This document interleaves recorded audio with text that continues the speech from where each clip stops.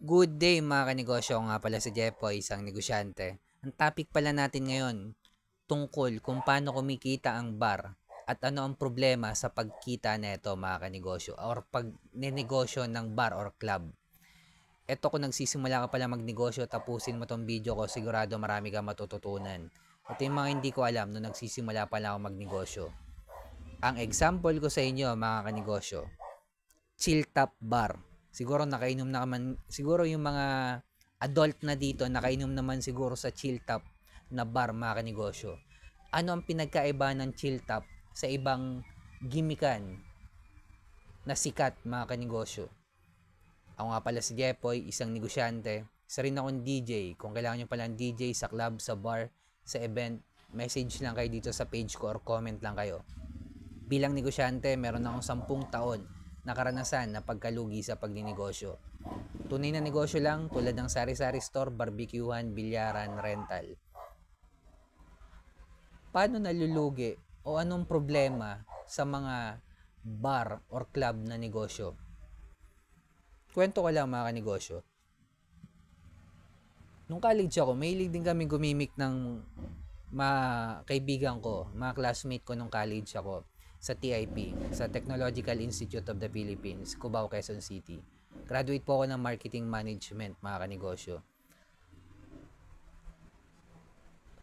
Nung college ako mga kanegosyo, ang venue namin lagi na pinagigimikan, more on Tomas Morato, Katipunan, Eastwood. Kasi malapit lang yung area na yan sa Cubao, Quezon City. Hindi kami masyado napapadpad sa BGC, hindi kami napapadpad sa poblasyon kasi yung biyahe medyo malayo sa lugar namin. Kaya mas prepared namin yung Tomas Morato tsaka gimikan sa mga Katipunan tsaka Eastwood. Nung pinagigimikan namin sa Tomas Morato mga kanegosyo, nagtataka ako.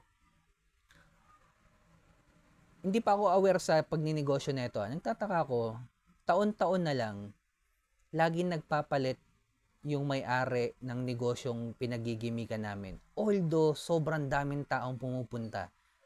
Tuwing gumigimik kami doon, yung pila ng tao, sobrang dami. Hindi ako OA mga kanegosyo. Kung meron lang akong picture noon, papakita ko sa inyo. Pero, hindi ganun sobrang daming tao talaga na hindi mo iisipin na malulugi yung negosyong yon. Pero eventually after a year, magtataka kami, bago na naman tong wala na yung dating pangalan, bago na may-ari, same place, pero bago na yung team, bago na yung may-ari, papalitan lang yung design, interior design sa loob, pero gimikan pa rin siya. Tapos yung pumalit na yon, after a year, malulugi uli yun. Ang problema sa pagninegosyong bar or club mga kanegosyo, sa isang linggo 3 beses lang kumikita yan. Wala pang focus in one yan mga kanegosyo. Ang dami pang inventory ng pagkain yan or pulutan sa freezer nila.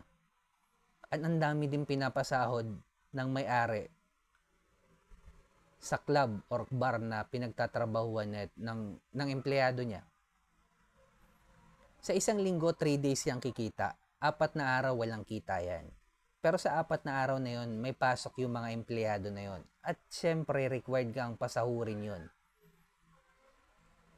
May pinapasahod kang bouncer, security guard, may pinapasahod kang taga-cook, may pinapasahod kang server, may pinapasahod kang DJ.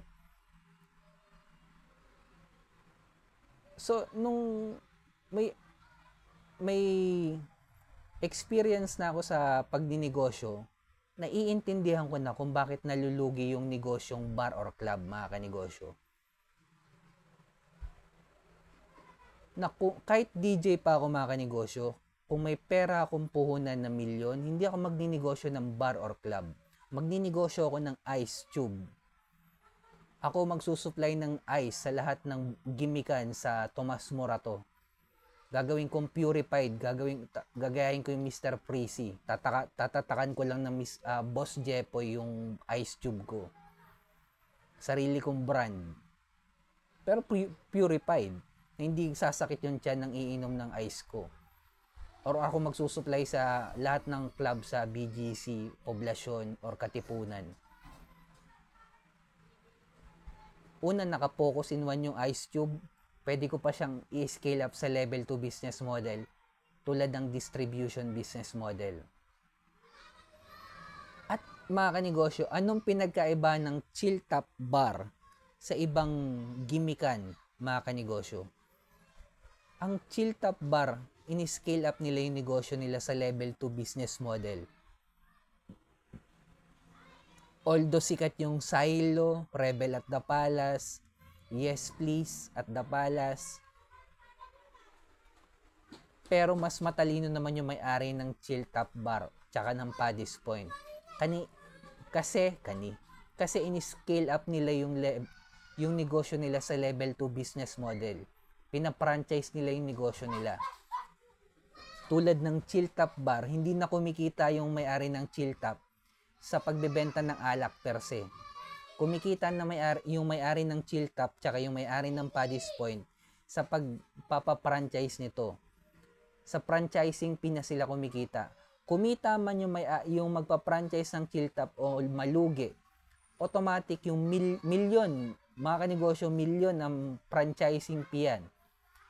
Automatic profit na yun sa may-ari ng chill top. Kung magninegosyo ko ng bar, gagayahin ko yung may-ari ng chill top tsaka ng Paddy's Point. Nagtataka nga ako sa Silo eh. Kahit hindi pa pandemic, kumikita na yung bar na yan. Hanggang ngayon, 2025, kumikita na yung bar na yan. Hanggang ngayon, hindi pa nila pinapa-franchise yung negosyo nila. Gusto pa rin nila benta. Para sa akin, mas matalino pa rin yung may-ari ng chill top tsaka ng Paddy's Point. Kasi na-scale up nila yung negosyo nila sa level 2 business model. At doon lalo silang kumita at yumaman, mga kanegosyo, sa pagpapa-franchise ng negosyo nila. Kaya kung magsisimula ka pala magnegosyo, focus in one.